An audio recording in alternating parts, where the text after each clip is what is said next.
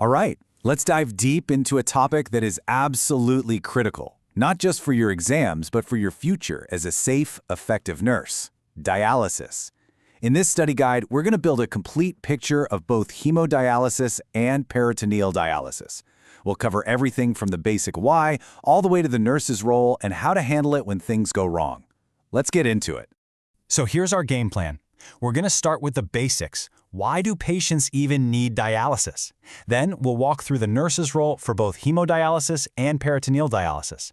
After that, we'll get into complications, lock in that knowledge with some easy-to-remember NCLEX tips, and then we'll put it all together with a clinical scenario. Sound good? Let's go. First things first, the fundamentals. Before we even touch on the procedures, we have to understand the why. Why are our patients hooked up to these machines or using these fluids? What is the core problem that we're trying to solve here? So, at its simplest, dialysis is a process that artificially does the job that the kidneys can't do anymore. Think of it as a super smart filter. Now, it's really important to remember that while it keeps people alive, it doesn't replace all kidney functions. For instance, it can't produce hormones like the kidneys do to help make red blood cells.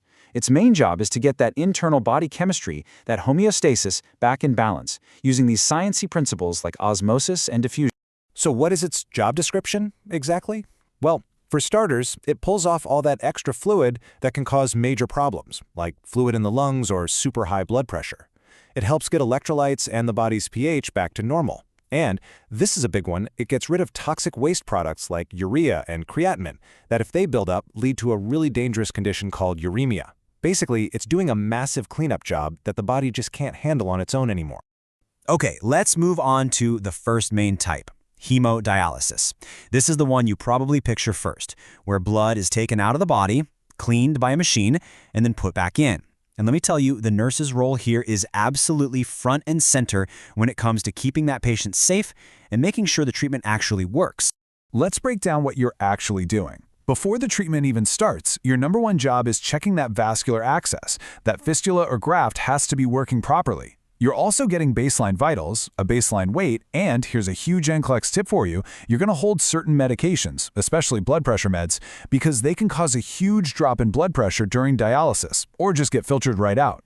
During the treatment, you're on high alert, watching for that blood pressure to drop, and you're giving heparin to stop the blood from clotting in the machine. And afterwards, you're rechecking everything to see how much fluid came off and to watch for any immediate problems. Now, what you teach your patient is no joke a matter of life and death. The most critical point, the one you have to hammer home, is that they have to protect that access arm like it's their lifeline. Because it is. That means no BP checks, no IVs, no blood draws on that arm. Period. They also need to know the warning signs to report to you immediately, like a headache or dizziness, and how to take care of that site when they're at home. Okay, let's switch gears and talk about our second type, peritoneal dialysis, or PD. This one is a little different. Instead of an external machine, PD cleverly uses the patient's own peritoneal membrane, the lining of their abdomen, as the filter.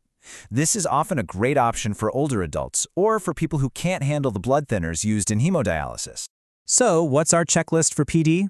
Well, beforehand, we're still grabbing a weight and vitals, but we're also paying close attention to blood glucose, because that dialysate fluid is packed with sugar. During the procedure, sterile technique is the name of the game. Our number one goal is to prevent infection, specifically peritonitis. We always warm the fluid, but never, and I mean never, in a microwave. And we're constantly watching the fluid that comes out. It should be clear or pale yellow, and we expect to get back at least as much as we put in, if not more. And what's really cool about PD is how flexible it can be. It's not a one-size-fits-all thing. Patients can do it during the day while they're up and around, or they can hook up to a machine that does all the exchanges for them overnight while they sleep. This flexibility is a huge deal for their quality of life and helps them stick with the treatment. Okay, so we've got the routines down, but now we have to talk about what happens when things go wrong. Knowing the most common complications for each type of dialysis, and more importantly, knowing what to do about them, is a core skill you absolutely have to have, for the NCLEX and for the real world. Let's put these side by side. For hemodialysis, a big scary one is disequilibrium syndrome. Imagine this: you're pulling all this waste out of the blood really fast, but it's still lingering in the brain. This imbalance literally pulls fluid into the brain cells, causing swelling and some very dangerous neurological changes. And of course, hypotension is always a risk. Now for peritoneal dialysis, The big bad wolf is peritonitis. It's an infection, and your number one sign is cloudy fluid coming out. Another thing to watch is protein loss, because that peritoneal membrane can pull out protein along with the waste. Okay, time to make this stuff stick. This part is all about giving you some super simple memory anchors that will help you on exam day, and we're going to connect it directly to that NG-N clinical judgment model. This is exactly how the NCLEX wants you to think. This is a classic nursing mnemonic for a reason. When you're assessing that AV fistula for hemodialysis, you need to do two things. First, you feel the thrill. You literally put your fingers over the site and you should feel a buzzing or a vibration. Second, you hear the bruit. You take your stethoscope, listen over the site, and you should hear a whooshing sound. If you don't feel or hear those, that is a huge red flag. It means the access might be clotted off, and that's an emergency. You have to call the provider right away. And for peritoneal dialysis, if you remember one thing today, let it be this. Cloudy or opaque fluid coming out of that catheter is your number one earliest sign of peritonitis. This is not a wait-and-see situation. It's an act-now situation. It's a major, potentially life-threatening complication, and that cloudy fluid is the alert you cannot miss. So, let's frame this using NG-N terms. These things we've been talking about, they are your cues. These are the red flags popping up that you have to recognize. For hemodialysis, it's a sudden drop in blood pressure, or a patient complaining of a headache after treatment, or not feeling that thrill. For PD, it's that cloudy fluid or a fever. Recognizing these cues is the very first step in the clinical judgment process. It's what allows you to then analyze the problem and take the right action to keep your patient safe. All right, it's time for the final test. Let's take everything we've covered and put your clinical judgment on the spot. I want you to read the scenario, recognize the cues, and decide what you would do first. Okay, picture this. Your patient is just coming back from their first ever hemodialysis treatment.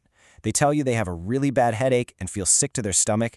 As you're getting their vitals, they start getting agitated and then confused. Your brain should be firing off some serious warning signals right now. What complication involves neurochanges, especially in new dialysis patients? So, what do? What's the number one priority action? You're seeing the classic textbook signs of disequilibrium syndrome. Since the client's level of consciousness is changing, your absolute first priority is safety.